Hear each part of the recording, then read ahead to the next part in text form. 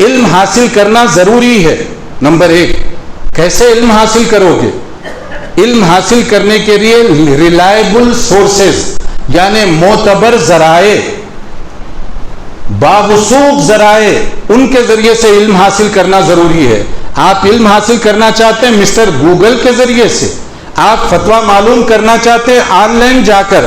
آپ کو معلوم ہے کتنے آن لائن ایسے ایپس ہیں جو مسلمانوں کے نام پر ہیں مگر اس کو چلانے والے غیر مسلم ہیں؟ جانتے ہیں آپ کتنے غیر مسلم ہیں جو دین کے نام پر آپ کو دین سے دور کر رہے ہیں؟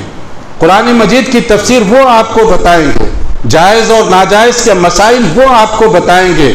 معزز بھائیوں، بہت سے نوجوان اس غلط فہمی کا شکار ہو گئے، ہماری انگریزی اچھی ہے، ہم آن لائن چیک کر سکتے ہیں، مگر یہ چیک کر لیجئے پہلے کہ آپ جس ویب پر جا رہے ہیں یا جہاں سے آپ معلومات لے رہے ہیں اس کو رن کرنے والے کون ہیں، اس کو سپروائز کون کر رہا ہے، اور اس کے اندر کون سی چیزیں فیڈ کی جا رہی ہیں۔